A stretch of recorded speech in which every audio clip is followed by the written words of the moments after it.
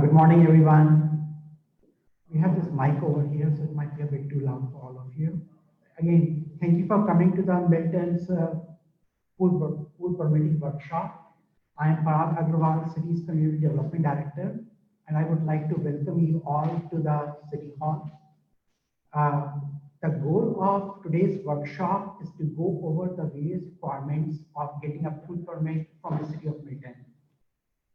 As you know, there are many city code requirements, there are many state code requirements, and the goal of today's workshop to make you familiar with the various requirements of the state and also the various requirements of the city code.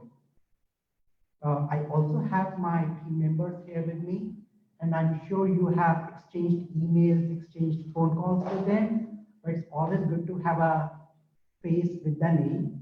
So let me introduce them. We have our development coordinator, Dale Hall, and he has done the most of the work of putting this workshop together. We also have our land development manager, Tracy. We have our zoning manager, Robin. Then our tree arborist, Sandra. Our plan review engineer. Here you are, everyone knows him. Jerry, our assistant city manager, Stacy, and we are basically recording this pool permitting workshop. So from 11 to 12, we have a packed agenda. From 11 to 12, we have a presentation. We have around 30 slides. And Dave, Jerry, Sandra, and Tracy will have around 30 slides with them, 2 slides, 2 minutes per slide, just to go over the whole presentation with you. Then we will have a break of around 30 minutes. We will have a lunch there, and Susan has put together the lunch and everything. Thank you to Susan. And then at the end, for 20 to 30 minutes, we will have question and answers. The goal is to get your feedback. We will be presenting all the information to you, and we'll be looking for your feedback. Do not think that you have to ask all the questions in the last 30 minutes. If you have any questions, we will be giving you the emails and the phone numbers of all the staff members. You can always email it to us, and you can always call us to ask any questions you might have. And again, this is the first workshop which we are having about pool permitting. But if you have any other ideas, if you're looking for some more education about any other permitting requirements from the city, just let us know. We can have this on a monthly basis. We can have this every other month on a quarterly basis. But just we want to get your feedback to draft our educational program to say what type of resources you would like from us. As I mentioned, this workshop is on Facebook Live. So because of the social distancing requirements, we are limiting this workshop to only 20 to 25 people here. But we have a Facebook Live going on, so people who cannot attend this workshop in person, they can watch it virtually. We will also record this presentation, and we will also put it on our city's website. So do not think that if anyone has missed this workshop, they cannot see it. They can go to our website and just look at the link. I have been told by my staff to keep my introduction very short. I was given 2 or 3 minutes. So I think I have exceeded my 2 or 3 minutes. I will give it to Dave, who will start the presentation, and then we will go from there. Thank you.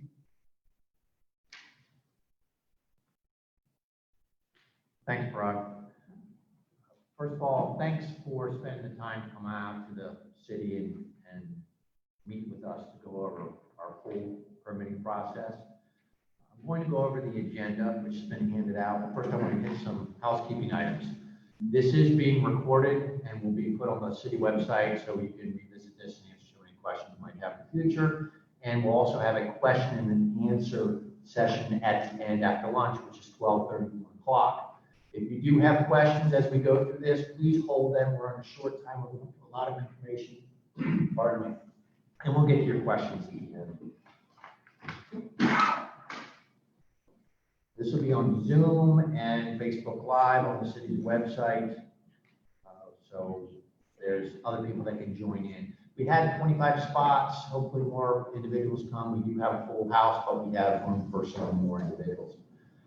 I am going to go over the agenda very briefly. That's handed out in your packet. And right now we're on number 2.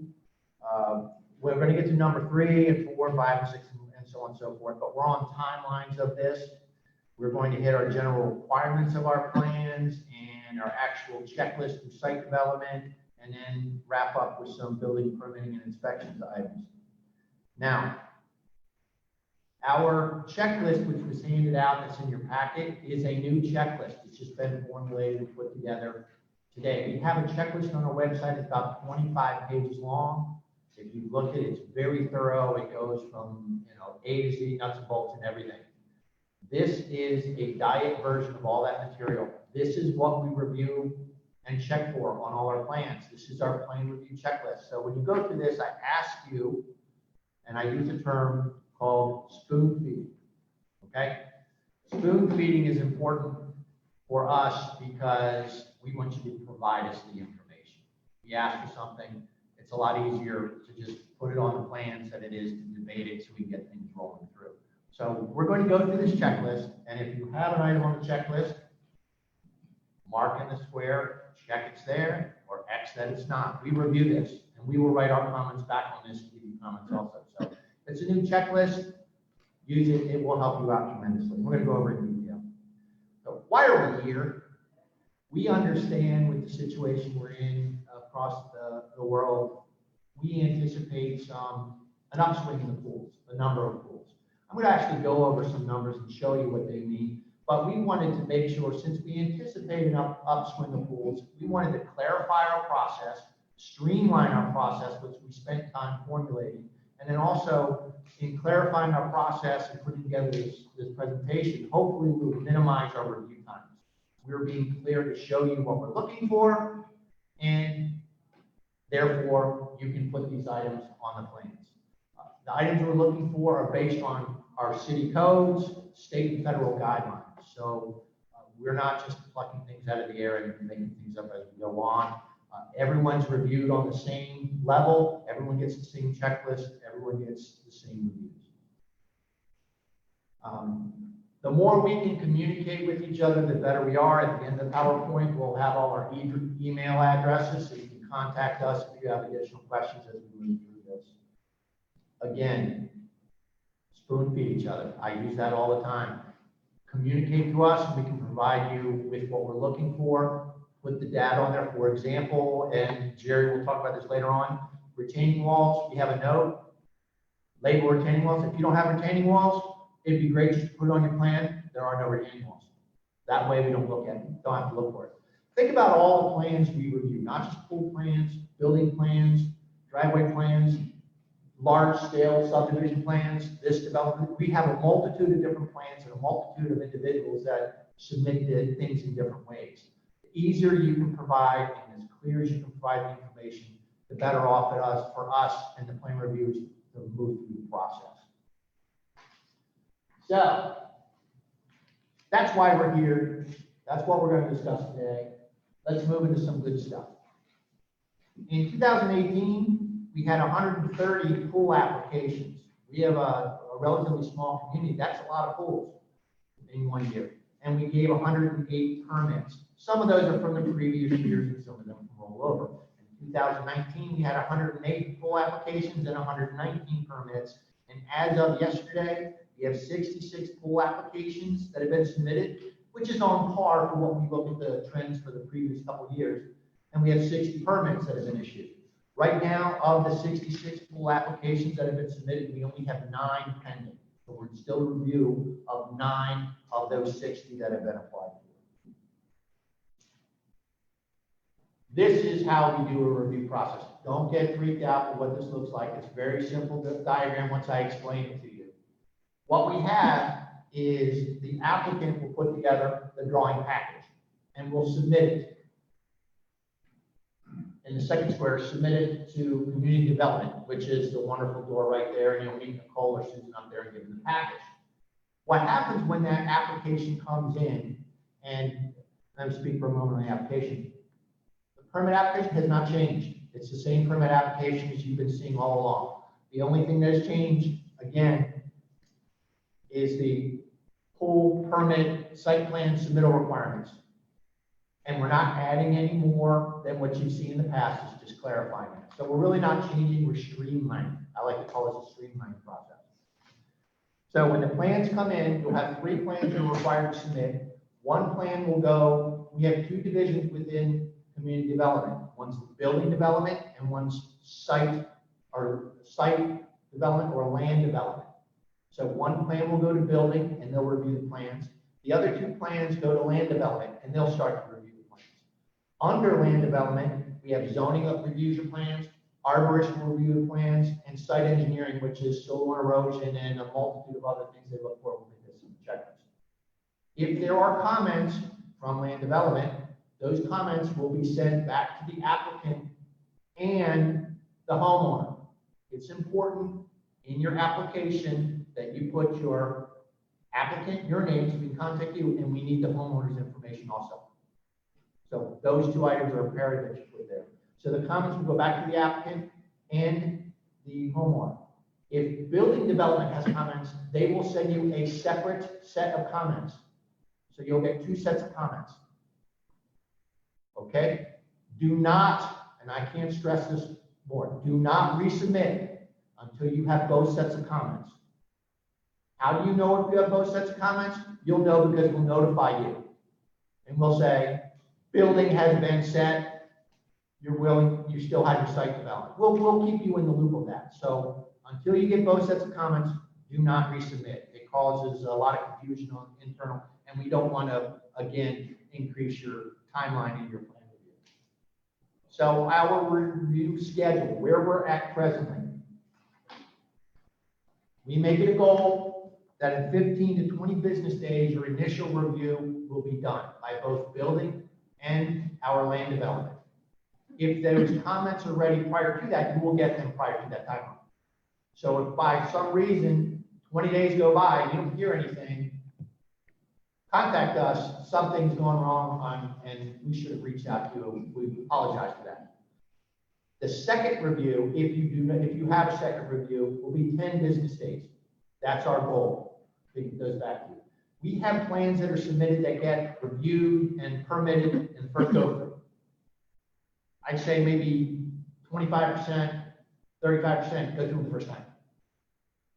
I would say probably 75%, and these numbers are estimates from what I'm familiar with, 75% get done on 2 times. And then we have some that go 3, 4, 5, because we don't have good communication back and forth. And we're looking to resolve that. Majority of our comments are issued within 10 business days. And here's a key. We are not responsible for the time between our comments being submitted to you and the resubmittal. So what does that mean? We sometimes have homeowners contacting us and saying, I've been working on this pool for 3 months. And we look at our records and we reviewed it and had it in the city for 2 days. So we're not responsible for the in-between times, and we would hope that you could convey that to your clients also, because we do the same thing. It's a communication thing. Our goal is to get these plans in and out as quickly as possible, because we have a multitude of things that we're reviewing, and we also want our citizens to be happy and swim in their pools. Okay, with that, I'm going to introduce Tracy Wiles, our land development manager, and she's going to take us on the next few slides, and she will, through the process, introduce us to remaining staff member to do some plan review, or to discuss our plan review process. Okay? Thank you.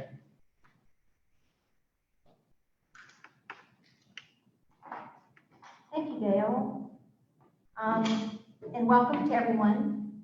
The first step in obtaining a pool permit is the application process.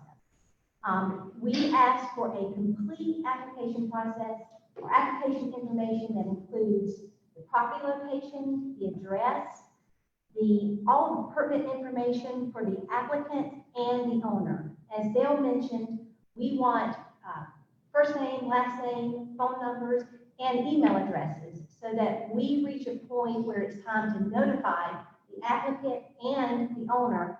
They're notified at the same time. So that information in the application process is crucial.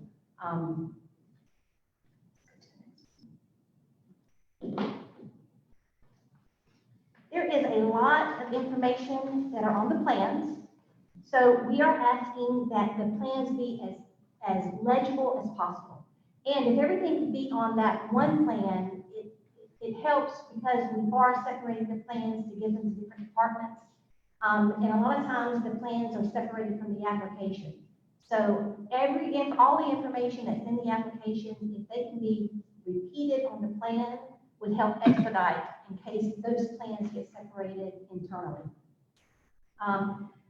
Things like drawing to scale, the north arrow, notes and plans. There are times that we get 8.5 by 11 copies, or it's easy if someone's out in the field to draw a doodle, so to speak. And those things are great, but if they're separate from the plan, human error, it can get lost or it can get misplaced. So all pertinent information as possible on the plans is very, very helpful. General site plan requirements, and this is just very general. It's very helpful for us to have the limits of the site. So boundary, lot lines, any existing above ground structures, an outdoor kitchen, a pavilion, anything that's going to be in the location of the pool that we would need to know to be recognized, if that can be shown on the plan, as well as delineating all setbacks, zoning buffers, and easements. If those need to be on the plan as well. Dimensioning on the plans, written dimensions from the property line, the pool dimensions would be very helpful on that plan as well, and just helps expedite everything. We as a team are not requiring anyone to go and purchase or order a new survey. Any existing data that you have, existing plats, existing surveys, you can utilize that. We don't want for any of you to have to incur additional costs for new surveys or anything of that nature.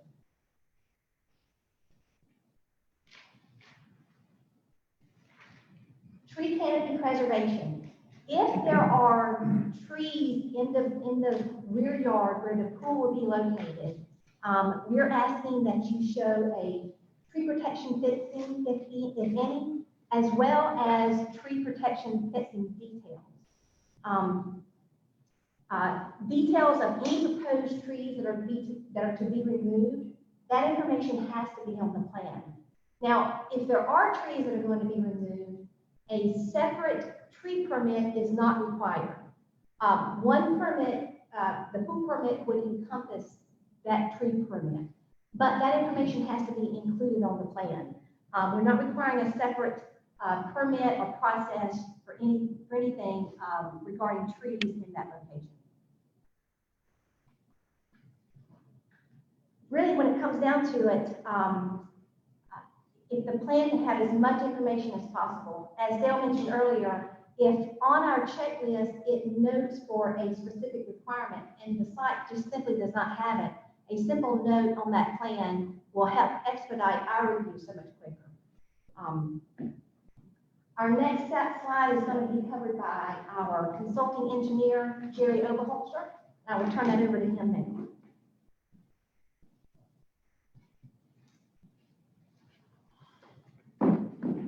I'm an engineer by trade, so I'm going to start my timer here, so I will not go over my 25 seconds. 25 minutes, excuse me. I won't do it in 25 seconds. First of all, thank you for coming out today. I'm Jerry Oberholzer. Personal point of privilege, there are two Jerry Oberholzers in the development community out here. One's my son and one's me. I'm Gerald F. Oberholzer, so when you send those cards in, nice comments, make sure you say Jerry F. Oberholzer. My son has not moved down here, so we want to keep the family name going. And also, I want to talk about most of the plans I see. I would say majority, up to 90% of them, you're hitting home runs. Very few comments. You provide the information we're looking for. It's easy to find. What we just really want to make sure everyone is on the same page. We want to make your job easier, and certainly I want to make my job easier trying to find this information. A couple things we want to talk about is, I'm getting feedback.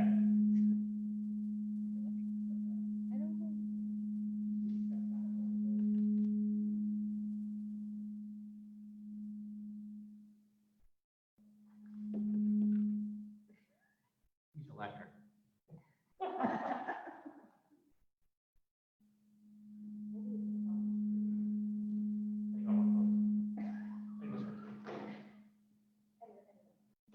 I don't have anything.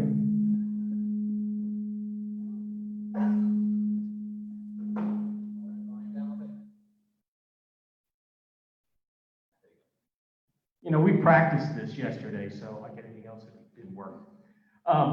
Couple things we asked for in the pool plan is we want a listing. We want to know what's out there. Where's your house? Where's all your surfaces and stuff? And the big thing I look at is impervious surface, which is everything out there. I can argue a pool water surface is not impervious, but the state considers that impervious. So I need to know the total amount of impervious. We'll get in that later. Any kind of drains, and the biggest one we really want to stress to you all is where you have your back flush discharge on your filters. Discharge of any treated water into the environment is a violation of the Clean Water Act. Our concern is if you're going to discharge it and it's on your property, usually by the time it gets to your property lines, it's been filtered and it's no problem. But if you're on a tight site and you've got that discharge line, it's going to impact the neighbor, and then we've got issues. Same way we've seen plans where they've run it down into the buffers or dumped it directly into a creek. That's a no-no. So that's something we really need for you to highlight on where that discharge, if you have a system that you're going to discharge your backwash water, where that is on the plans. Stream buffers, that's very important. We have 3 stream buffers. We have the state, which is a non-disturbed buffer. You can't get into it. If you want to get into it, it's a state permit. You've got the city undisturbed buffer, which means no work in it. And then we have the impervious surface, which is at 75 foot. That's one, you can't put your hardscape in that one. Also, pool equipment needs to be out of it.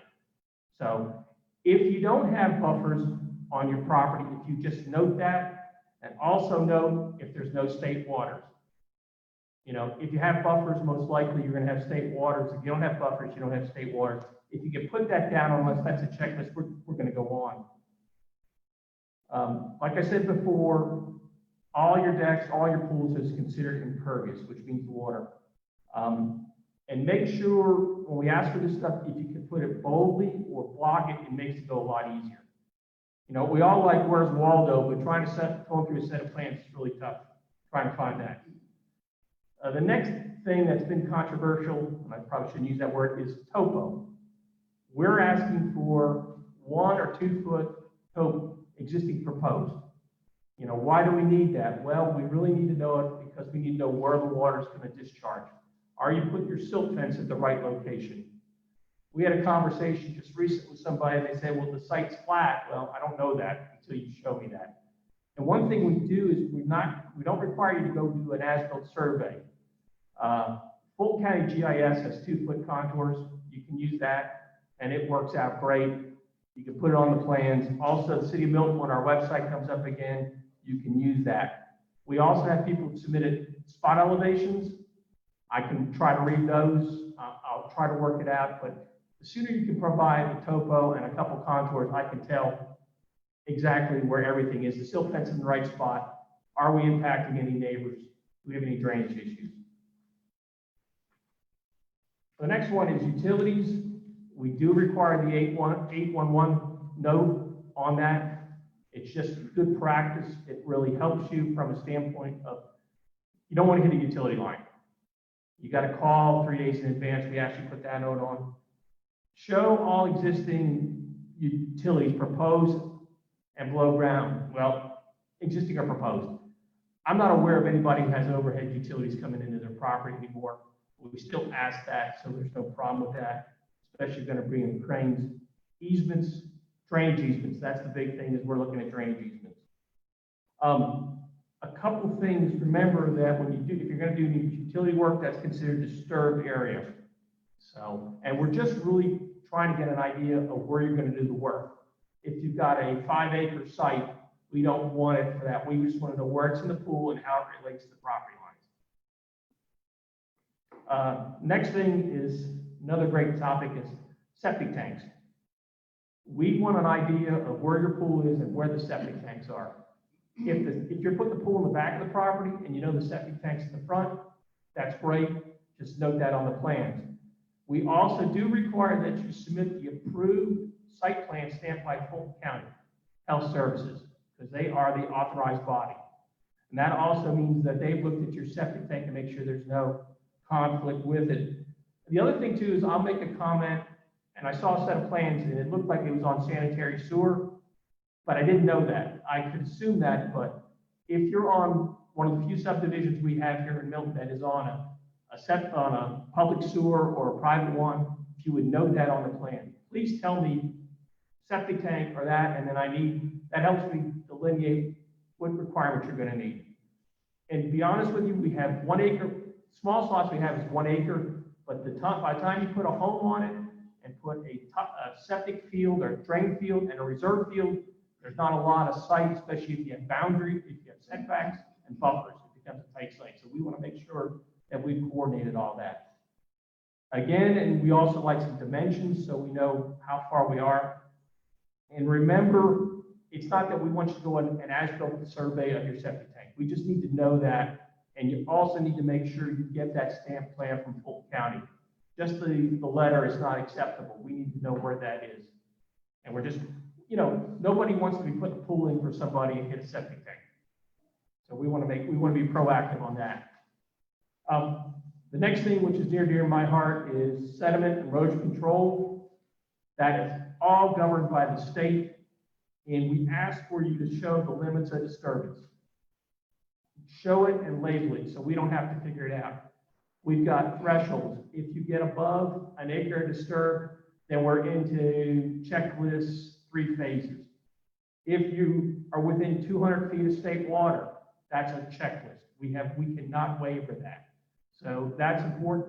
And sometimes I've seen plans where they'll actually show me a line and delineate where that 200 foot is, so I don't have to get the scale out.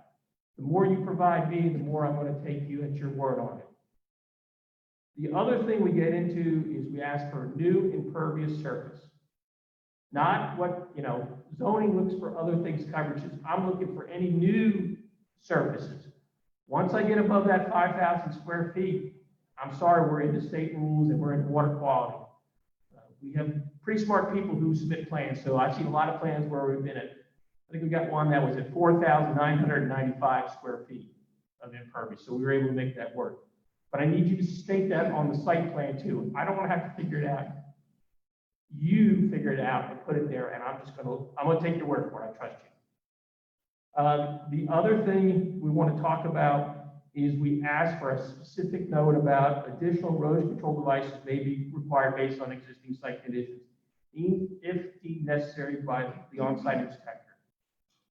When we ask for erosion sediment control stuff, it is the minimum what we ask for. Until we get out on the site, we're not sure. If you've got a hostile neighbor who doesn't like you being pool put on there, we want to make sure we're proactive. And we also want to put everyone on notice that if we get out there and see there's an issue, we can require an additional row of silt fence or something like that. That's mainly just to give you the basic plan we're asking for. It's a really basic erosion sediment control. Silt fence, NS or S. I have one consultant who keeps sending me type C. Yeah, that's okay, but I accept it anyway. But it's either non-sensitive or sensitive silt fence. It's a detail, and it's a similar construction entrance or exit. We'd like to see that on the plan. Sometimes we'll accept a note about using existing driveway. My only problem is if you don't put that detail and you say I'm going to use the existing driveway, really you need to provide some way to wash the tires off of vehicles in and out. If you put that detail there and the CO, we're good on that one. Temporary and permanent seating. I know we get a lot of places you're gonna seat, you're gonna side back after the pools, but I really need that note put on there. And also the detail that comes right out of the state. And my favorite all is concrete washouts. I've had discussions with Lottie, but that is something that the state is really pushing on us, is to wash out concrete trucks, any kind of mixes you're making or stuff, that's supposed to be out there. You can buy another tool, there's a detail out there, I'll take a description, but I really need to have somewhere on the plan that concrete washout and the detail. Because we've all run over those concrete dump outs and somebody in a gutty somewhere. We're really clamping down on that one. The other thing is to use the state symbols and details. Go out to the Georgia Soil and Water Conservation Commission site. They've got document.list out there that has all the details and stuff. Just take them, copy them down, and put them on there. So we just want to make sure that, you know, like I said, y'all do a great job on the plans. Keep up the good work, and hopefully we explain to you some of our thinking. So now I'm going to turn it over to Gary, who's the pool expert.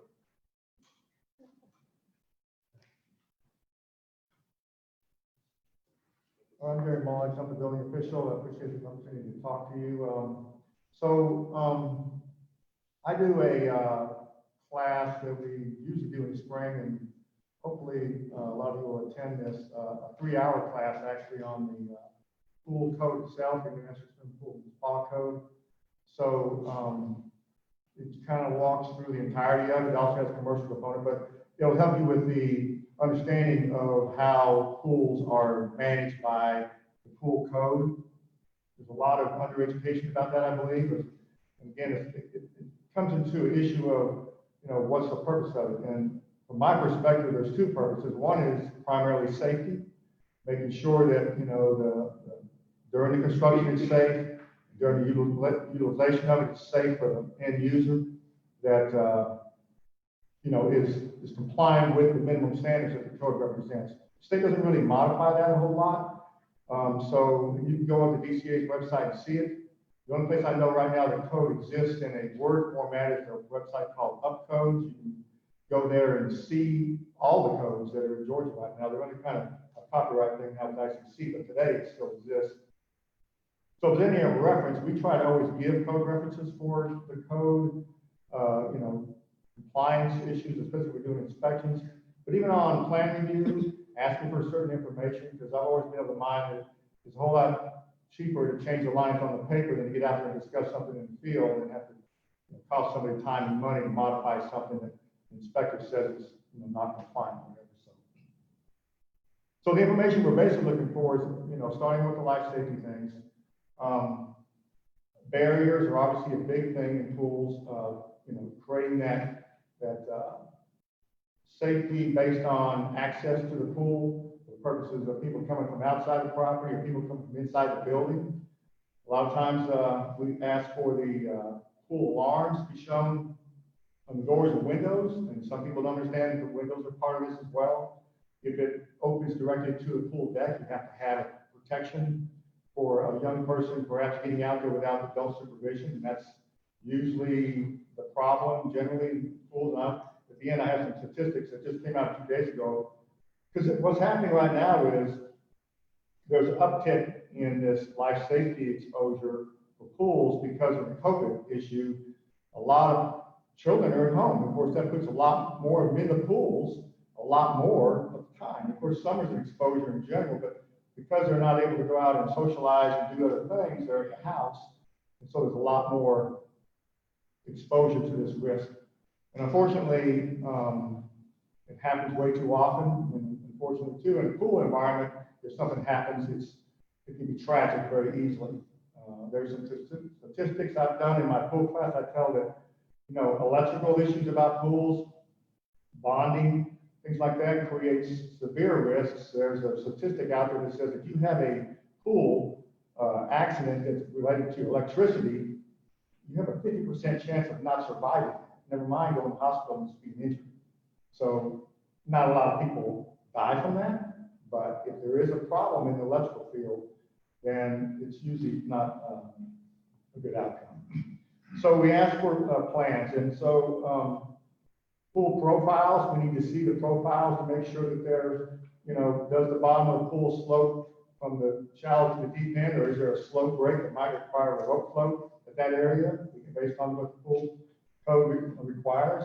So we've had some that show it one way and do another thing. And we get out there and file and say, where's the rope float? You've got a break in the slope of the pool. And you have to have that according to the pool code. Well, retrofitting that is not as easy as, putting it in the beginning. And we don't manage that from a maintenance standpoint. I will say one other thing, and I'm going to touch on this just to say that one thing I've seen is an educational perspective of pools, because sometimes we go out and do pool finals and it ends up that we're dealing with the homeowner and not the contractor, essentially, because the contractor doesn't necessarily have to be there for the final. But there seems to be a lot of under-education for them to know how to maintain this pool, how to understand the safety risks involved with it, how to, manage it over time so that they keep it in the condition it needs to be in to be safe. So I try to get some of that if I'm out there, and I would recommend, you probably should know that, some of the things if you have door alarms, and they're obnoxious, they go off, but they also might save a child's life. But if they're really burdensome to the individual, they'll defeat them. They need to know the risk of that. That that's not a good decision to make for their family or for people to visit them, to defeat some kind of safety mechanism in the pool. And one of the other risks in pools is obviously entrapment based around drains. Well, there's rules in the standards. It's not actually in the pool code. It's in the standard reference in the pool code to say you got to have these non-entrapping drains. So you can't just be pulled down against some suction at the bottom of a pool and get held there and drowned. You have to have some kind of pressure relief. We make sure that that is ideally that should be shown on the plans and indicate how that's going to be done. There's a variety of methods to get that done, and there's 4 or 5 different options for that. We'd like to know what that is, make sure it's happening. This has come up just in a sidebar about the pools that are being serviced without permitting. So if you come out and re-shoot a pool, somebody revitalizes the pool, put a new surface on it, whatever, just understand that we don't normally see that. We wouldn't necessarily require you to permit that, but there's certain conditions under which you might want to look at. I think I've talked to Sean School about this, if they have that request to service a pool like that, if the pool is an old pool and only has one drain, you need to put in there that they're going to put in the compliant dual drains and make sure it's safer going down the road. There's been some litigation about that, so just be aware of that. Deep end exits, the pool code is pretty ambivalent about that. I think it says it, but it doesn't say it clearly. It's hard to understand exactly what they're saying. Having these projections underneath the pool water level that create problems if people jump in and hit things that are below the water, they don't realize they're there, that could be a problem. But yet you have to have the water's above a certain depth in the deep end, you got to have a second means of getting out of it. We've allowed the bench to serve that purpose. I think that's an industry standard. I'm not sure that reaches the letter of the law, the way it's written in the code, but that's what everybody does, and we accept that because everybody does. Just understand, if you have a pool that's, I think it's 5 feet, I believe it is, you got to show that second means of, so someone doesn't get on the deep end and can't get to, a way to get out of the deep end of the pool. As far as energy code goes, if you're heating a pool, we want some kind of note on there saying they're going to put their compliant cover on it. That's an energy code kind of reality. It's just a fact. I don't know how manageable that is from a maintenance standpoint, because I'm guessing it may be there, but it won't be there ever again after everybody leaves. It's just like the rope float. The rope float has to be there, but it's up to the homeowner to manage it as a need.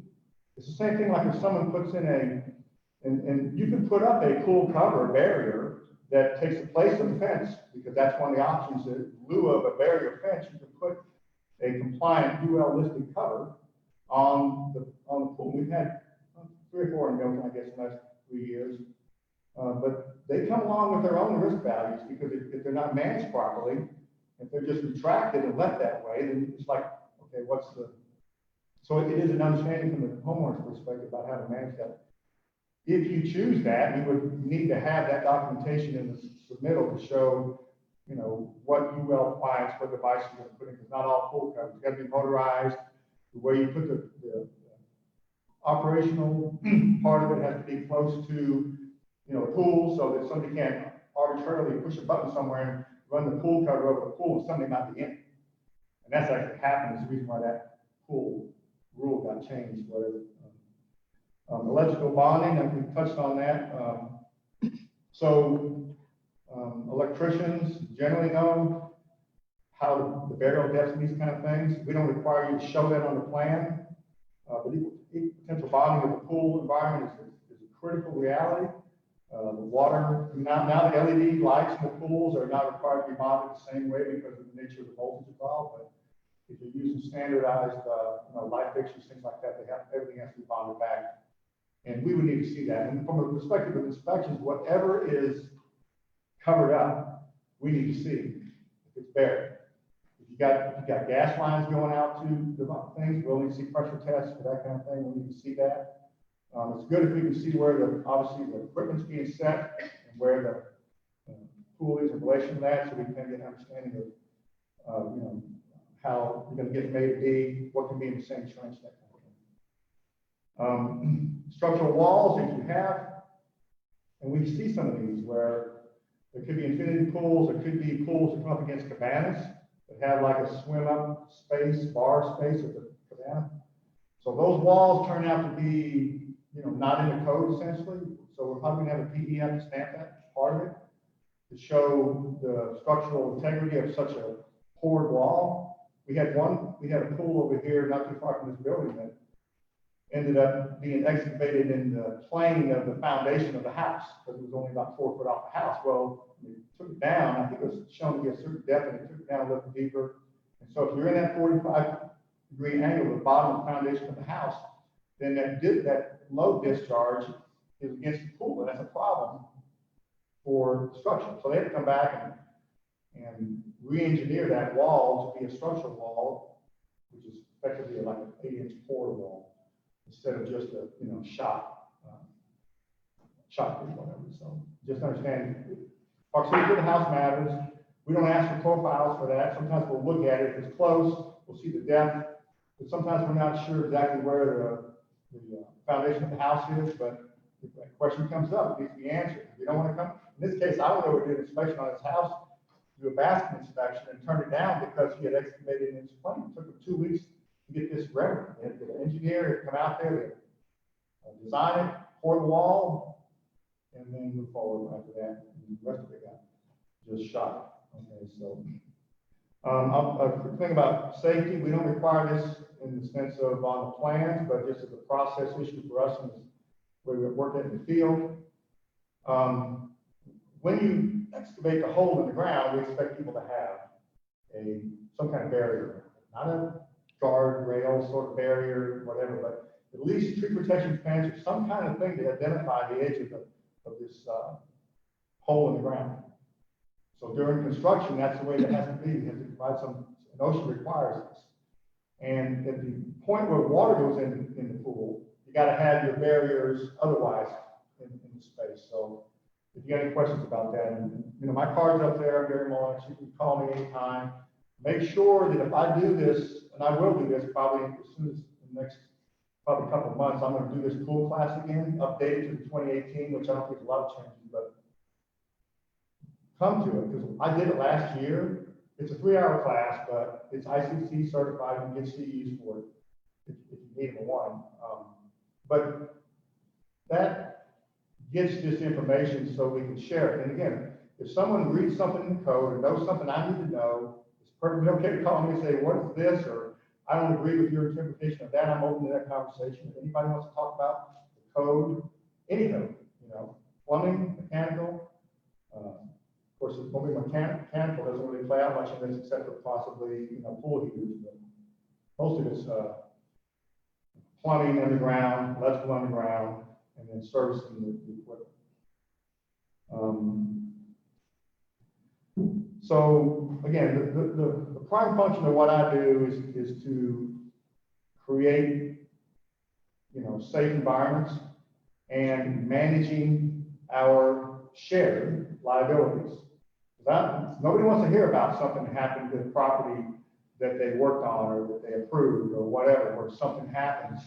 And then there's an investigation into what wasn't quite right.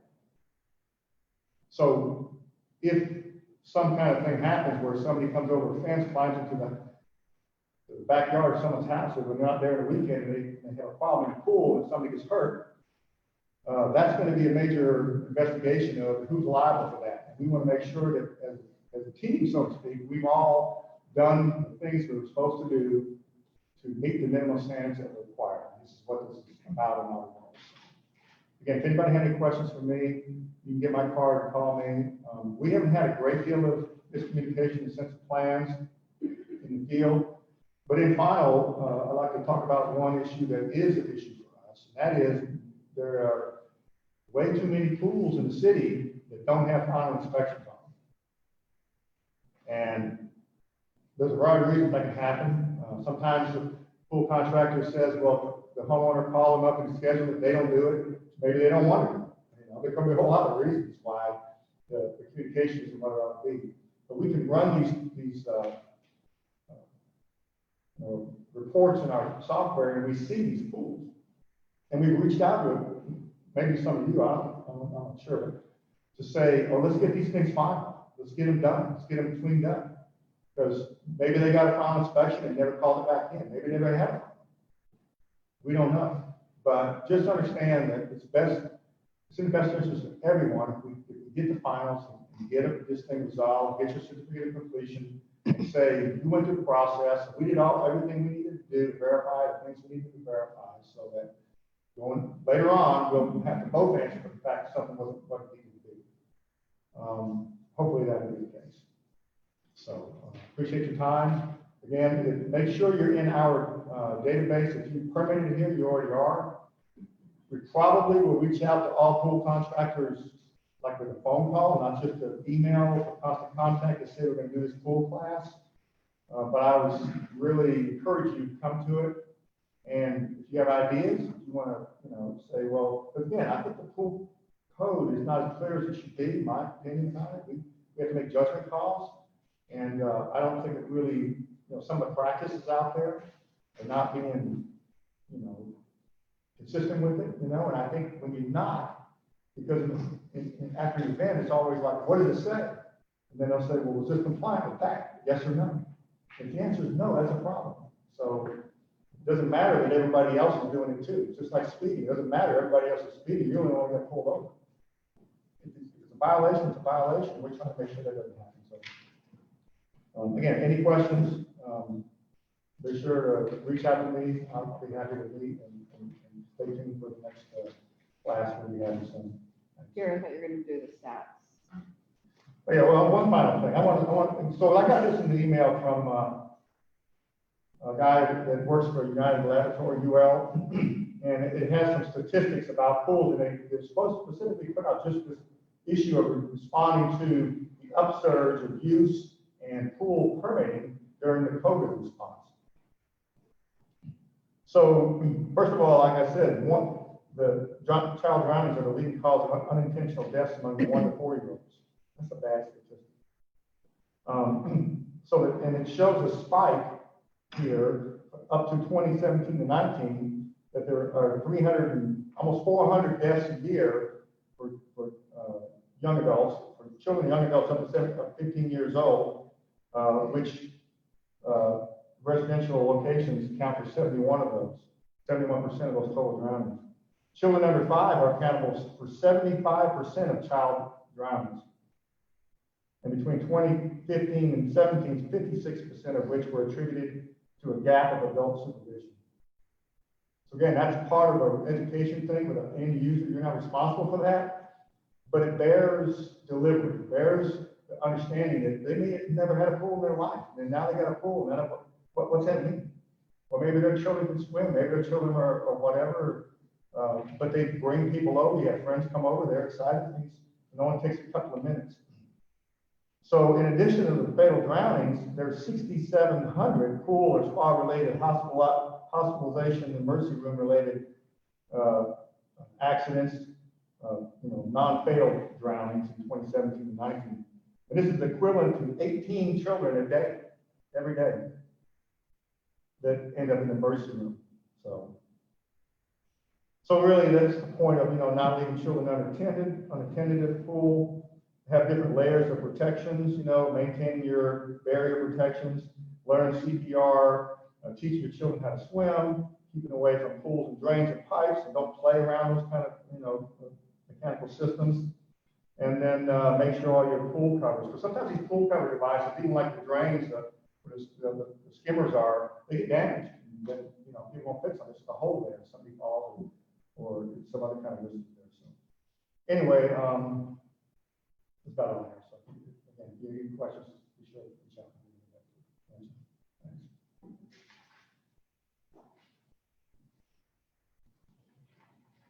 Well, I guess on a lighter note, lunch is here. And, but before we do that, a couple of housekeeping items.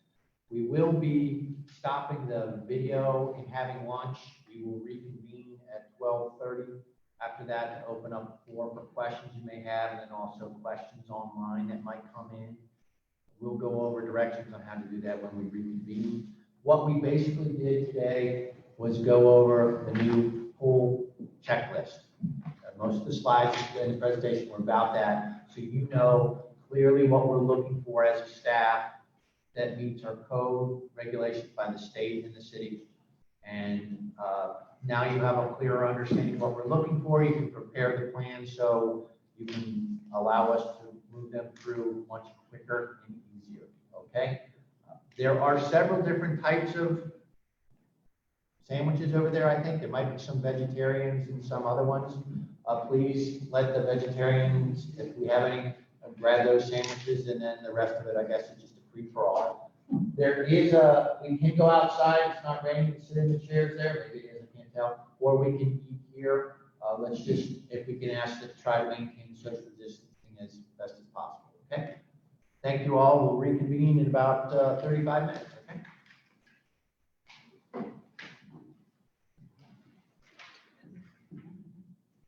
Don't be shy, go grab sandwiches.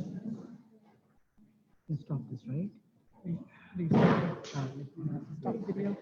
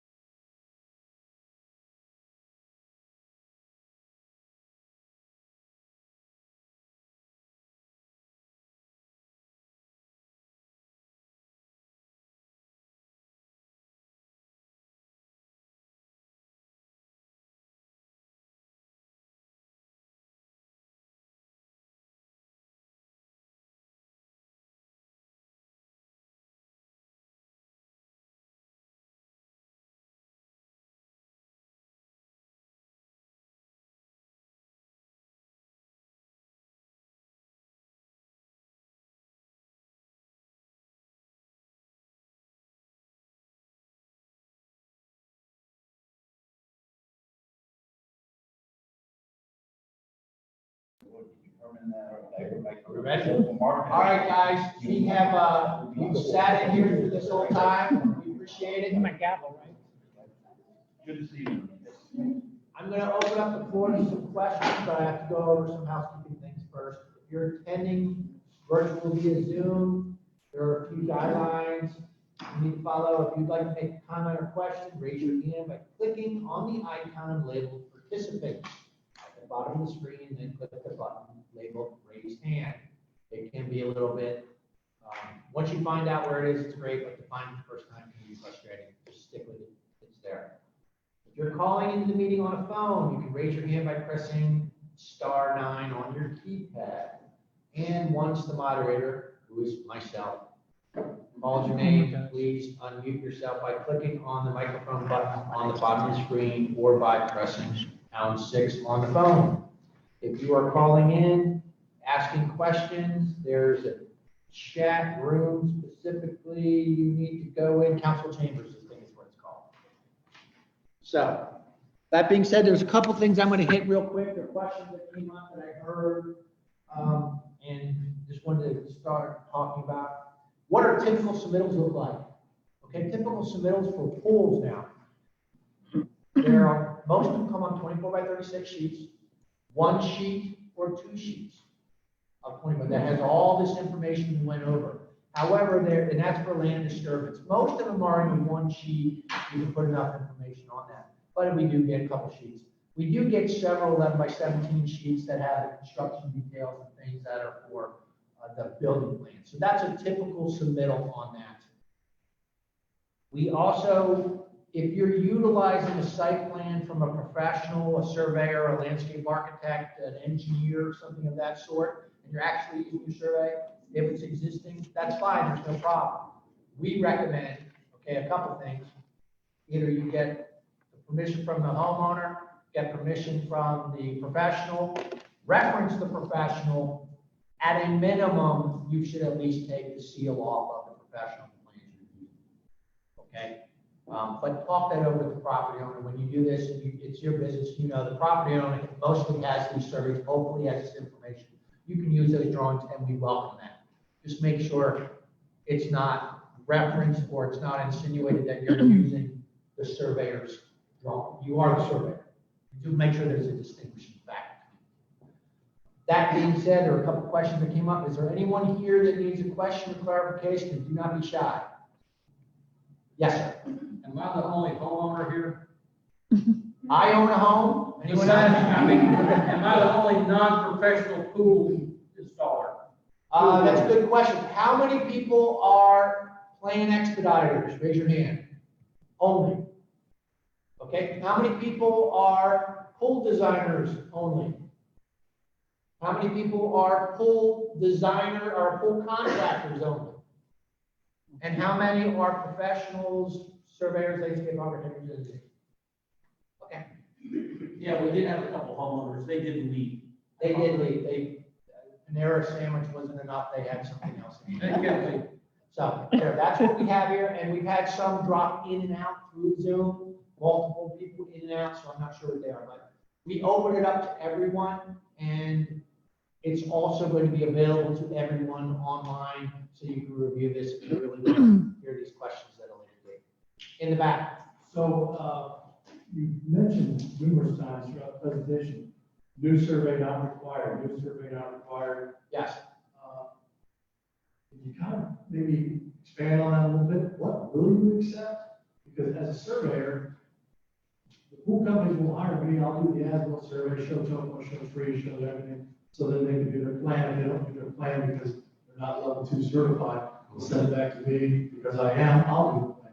It sounds to me like I'm throwing all up. I will start that and then I'll pull over here. We do not want the homeowners to be required to do a brand new field run topo survey of their existing conditions and then put the plan on it where the pool is. That's the step. We don't want to do that. We also don't want to have the pencil drawing on the back of a napkin type. So we're looking for a happy medium. There are requirements at certain times where we do need surveys, and I'll specifically pass over to Jerry at this time. I don't know if that works, so he's just got to speak up. Basically, as an engineer, I'd like to see the as-built surveys, and if you can afford it, it's best. What we're talking about is if you have a survey and you want to take that information and put it on a drawing and put it together, something like that. If I'm putting together a grading plan or something like that, and I get a survey, I want to show the boundary, I want to get the topo somewhere. The burden is we don't want to say the first thing you have to do is get a pool is go out and get a brand new survey. You might already have one. You might call the surveyor who's done the final plat and says, I need this information, and he doesn't, we're not required to come out and actually do it. Remember the old days when you bought a house and you used to get a survey when you did? You know, if you have that, that's always a good basis to start the plan.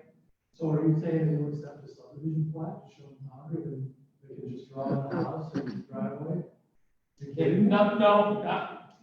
If everything is to scale, okay, and everything measures up and it's dimensioned, and you show him where your septic is, general location, that is acceptable for pool permitting under one condition.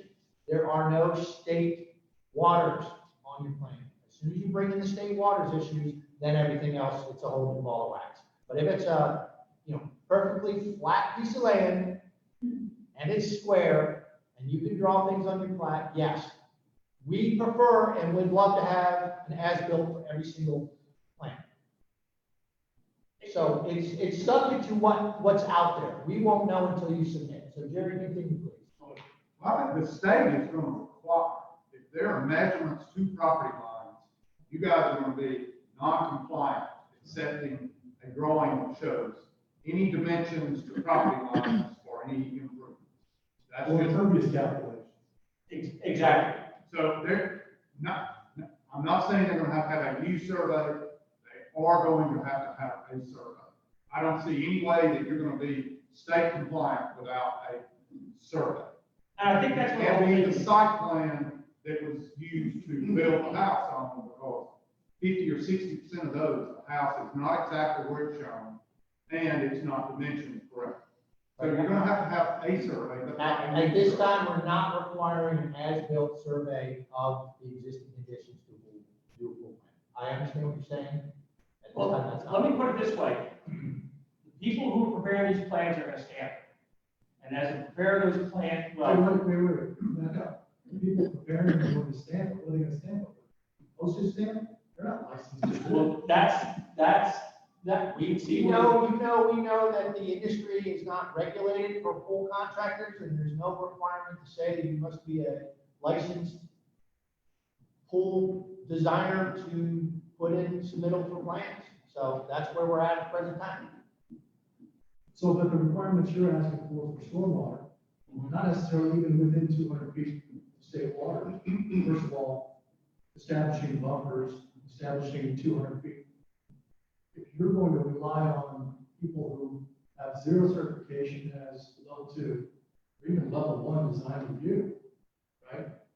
To establish buffers, to establish 200 feet. It's always our discretion to whether we want additional information to be placed on the plans. This is just the checklist that we use, and information that's provided might require additional comments. And I agree with that, but unfortunately, I think that's why we're all here today. There's zero consistency in plan review. And when you have people submitting plans, some of them that I've seen, they'll send them to me and say, here's my comments, can you make these adjustments? And Well, then as you're aware this as well as we are, every plan is different. Every project is different. Every submittal is different.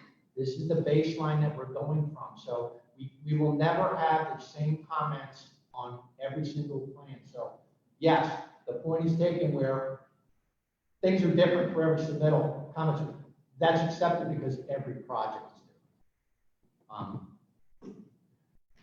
I just look at it this way, is if you have a survey and it's fairly recent, that's fine. We're not saying you have to go back. We're not going to generate more work. No, I'm just saying if you got a survey that's recent and accurate, you can use that. You don't have to immediately go out and update that. That's Correct. And another thing that we find also in the city of Milton, usually we have large lots, very large lots. So if you have a very large lot and you're putting a pool in the middle of the lot, a dimension that says you are 300 feet from a property line doesn't need to be surveyed. I mean, that's where it is. So when it comes to tighter sites and we have conflicts that we can see, that's where we might come back and say, we need additional information. So we are not saying that surveys are not important. Please, I would love to have as-built of every built residential building and commercial building in this city. We're not there yet. Seriously, like I said before, 90% of those pool plans come in, they're really, we've worked together now for over a year. You know what I want, I know what you want, they're easy to find. It is rarely, takes me longer to physically write it up than it is to, the easier you make it. You guys are doing, and ladies, gentlemen, you are doing a great job. We just want to make sure everyone else understands the level of what things get done quickly here and makes it easier for us. We don't want to sit on it. I don't want to sit there and play where's Waldo on those. The sooner you get provided to me, the sooner you'll get the permit. And this comes also to communication. As a consultants out there, if you know you got a weird site, you can look at it and say, ooh, this site's going to be tough. Call us. We'll sit down and try to go over this before you submit to say, these are things you got to hit on. Okay, we try to be as available as possible for that. So if you have a project that you know there's a really steep slope and a stream that goes through the middle of the site, instead of trying to just make it up and throw a dart and see if you get a permit, call us up. Let's see if we can figure it out before you submit. One last question. Sure. The wastewater systems, label the distance feet between the sewer line or septic field and proposed pool elements. How are we supposed to locate a sewer line in the ground? I really think we want to, what I just want to see is where it's located in relation to each other on the plan. We've talked about it before, but we I'm talking about sanitary sewer line, not septic field or tank. Seriously, if the sanitary sewer is going out in front of the building, you're putting the pool in the back, you don't need to mention it. It's if you had a sanitary sewer coming out the back and going around the house, that would be where we're concerned. But all we're worried about is the conflict between that. I mean, if you're building a pool in the manor, 99% of it's going to be, it's on sewer. So, you know, that's real easy. I just need to make sure that somebody says sewer goes through the front of the building and it's on a public system. Well, it's a public sanitary sewer system. If it's on a septic tank, it's on a septic system. Here's where they are. Here's a reserve field. A note on the plan, septic system in the front yard and your pool's in the backyard, check off the box, you're good with that. If we find that the septic system on the drawing from the county is right next to where you have the pool, we're going to have some questions. And we're going to say, where is this and how close are you? So as the designer, putting a dimension in there saying 3 feet, we're going to look at this and we're going to say, we got to sit down and talk about it. But if it's 50 feet away, 100 feet away, we don't want to have issues with that. We want them as far away as possible, and that's where things come up. Is that somewhat up to us to decide what the distances are and approval of that? Yes, but you have to provide the information to tell us, plus or minus 10 feet, 100 feet, whatever it may be. Provide us this information. Did you say plus or minus 10 feet? No. Dale's a planner, please, you know. I'm just curious, because again, a lot of times we're fitting these pools next to septic systems, the minimum 15 feet requirement, we're 15 and a half to 16 feet. If we're plus or minus 10 feet in error, like you've seen the chicken scratch drawings from environmental health, there's just no rhyme or reason to it. Don't say the survey is not required to the homeowner. Right. Well, Because it is. we are not approving the location of the septic field. If the contractor is building this and the drawing says it's 15 feet away, then it is 15 feet away. That's where it is. Okay. So look, can I just maybe clarify the sanitary sewer situation? I think if you can look, we don't even have the as-built lines of sewer lines, you know, Homeland Security. But if you look at the plat and look for sewer easements, because we have had a couple situations where a person wanted to build a pool, but they needed to move the sewer easement or the drainage easement. I guess it was really the drainage easement. But I think if you can find the sewer easement, then that would basically answer the question, where is the location of if it's a sewer line's running in the back of a line of houses, then we would know that you can check the plat and indicate that on the site plan. As well as drainage easements, because we had to have a plat change because the homeowner wanted to pool in a certain area, but it was going to encroach into the drainage easement. So the plat had to be changed. Homeowners should do their research and find the most qualified individuals to do their plans. If they're investing $100,000 or more into their pool, I would make sure I got the most qualified person to do this. Okay, if you feel most qualified by getting a surveyor or an engineer to draw your plan, so be it. If you want a pool design contractor to do that, so be it. These are the requirements we set forth, and these are the requirements we will review plans by. I mean, we are getting calls from citizens asking us, who should you use for pools? And we say, sorry, but we'll tell them basically what is necessary, the questions you should ask of those. And, you know, like I said, the more information you provide, the better those plans are going to be. So we specifically, we don't recommend pools. We don't even recommend surveyors, but we do go back and tell them, this is what level of detail we need. It's usually more than a lot of places. And we're trying to inform, that's right what it is. We're trying to inform homeowners who are thinking about pools, what is really necessary in building a pool. Can I touch on that? Yes. So I think that's kind of where the question comes from as far as like entails as far as a homeowner asking what we need from us and providing a survey is helpful so we can get the plans that are necessary for it. So when they come back and go, oh, city told me I don't need a survey, and they would rather save the money and find a different builder who may not need it. If that makes sense. A lot of things, time is money. If you have a survey, your plan's going to go through most likely much quicker and easier because they're easy to review and we can get through. If you're going to make up a plan from the plat, it's going to take longer to review, and you most likely will have, and again, you could have additional reviews. So if you want your plan going through quicker, provide as much information in the greatest detail as possible. That would be a survey. We are giving other avenues for other instances.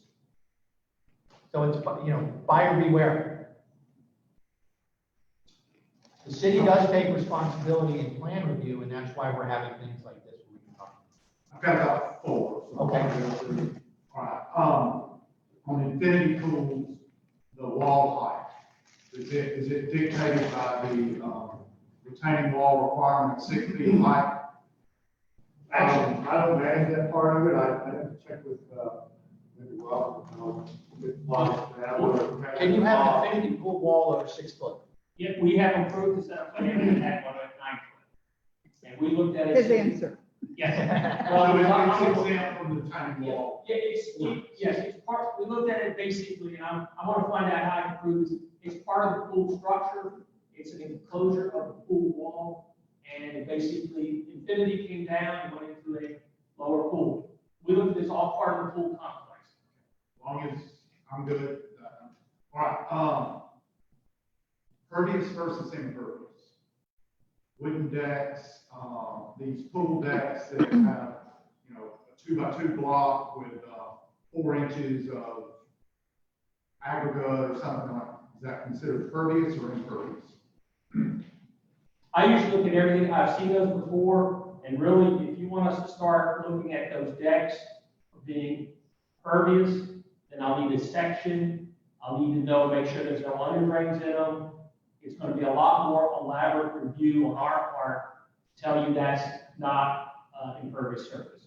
And I had a homeowner talk to about it. The 5,000 square feet is only new impervious surface.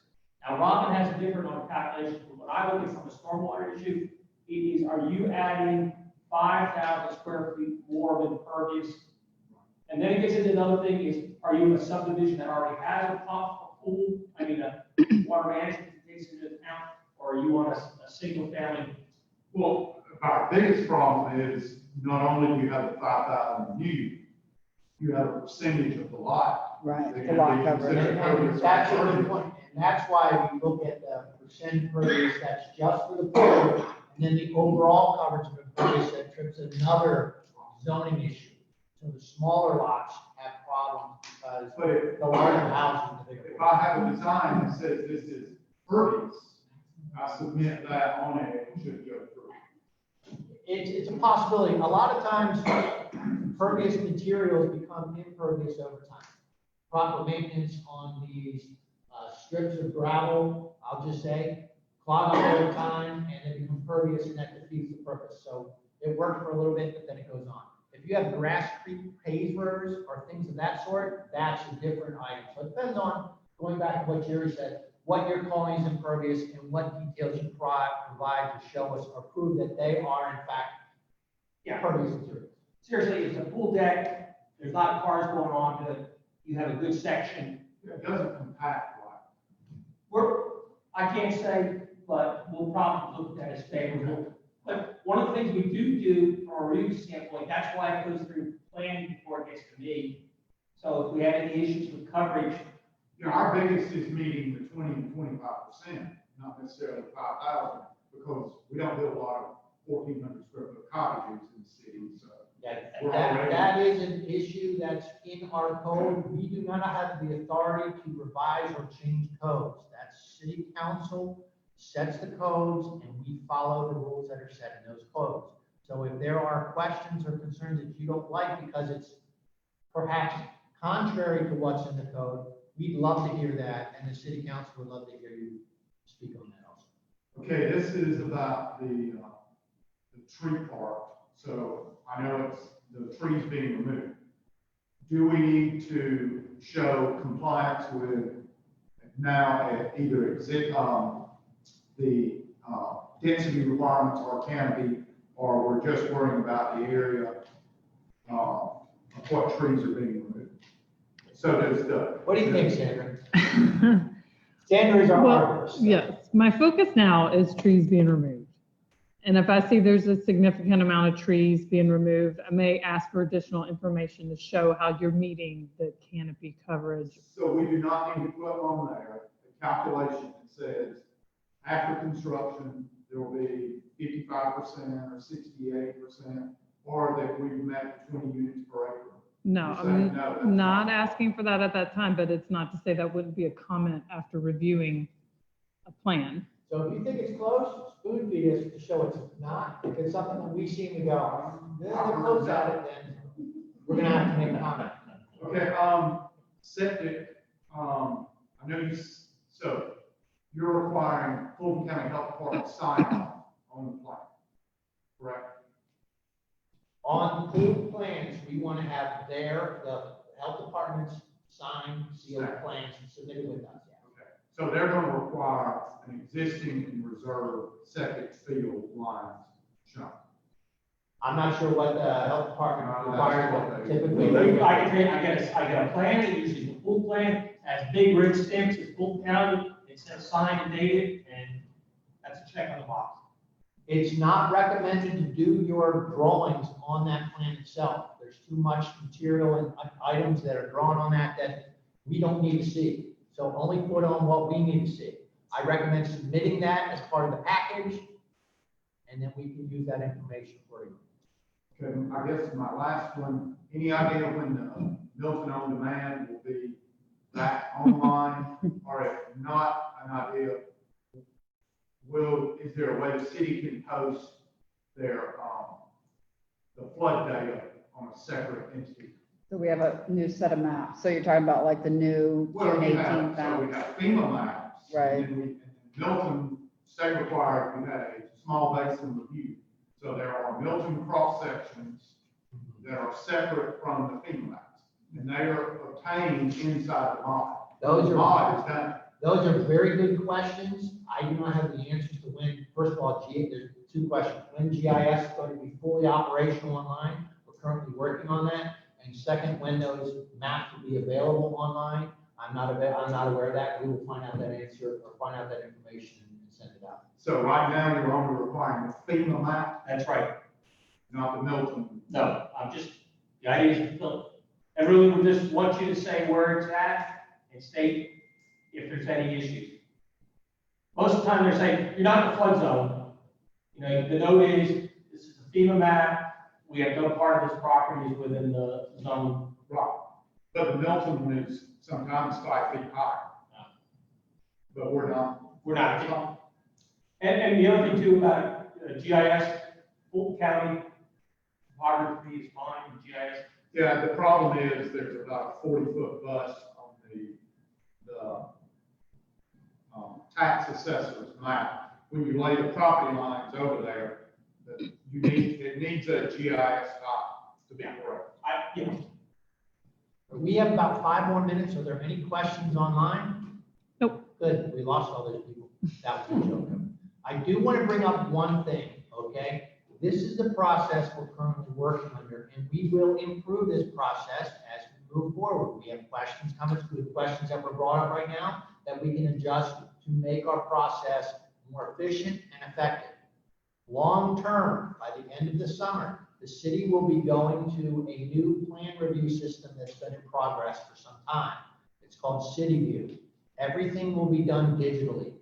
So there'll be no longer will be dealing with paperwork. Everything's online. You fill out all the paperwork online. You upload everything online, and we're looking to have that online by the end of the summer. Okay? Maybe fall. We're going to have to work out some kinks. We're in the process of creating the databases right now. So as soon as we're all set, we know exactly what we're going to do. We're going to throw the curveball. We're going to change it up just a little bit. Okay, but that'll be for every submittal, not just for pools. So everything will go digitally. And ultimately, it will make the process so much nicer for everyone because you can look at your comments and details and things online as they're being created. And it will even streamline the process more over time. Last question? Yes, ma'am. It's about final inspections. Are you requiring the vapor barriers on pools?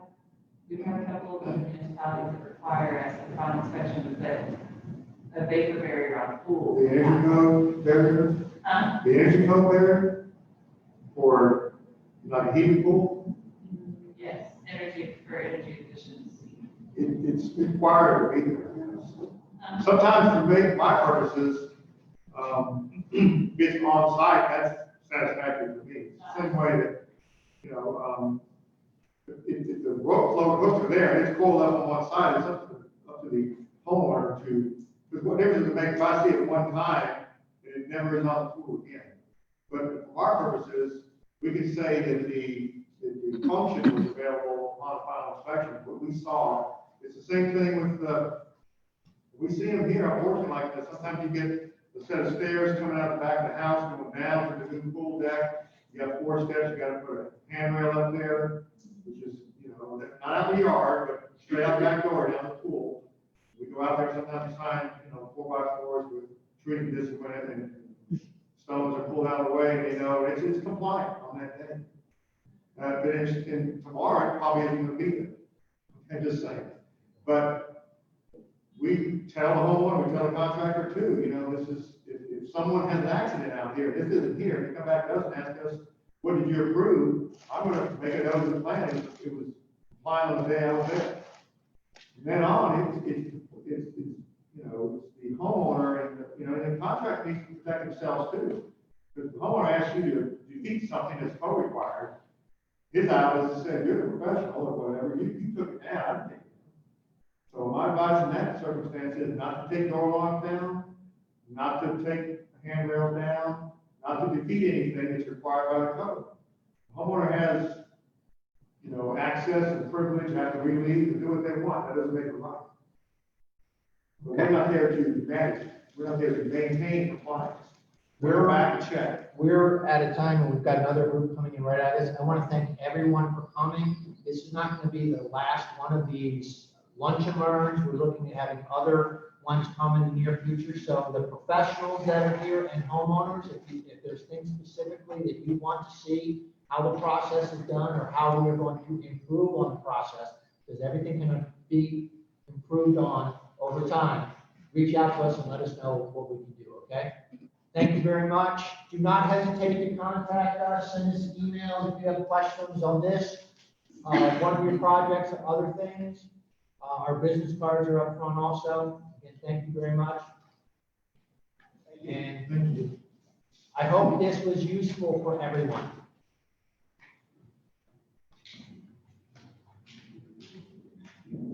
Robert, one down for a minute.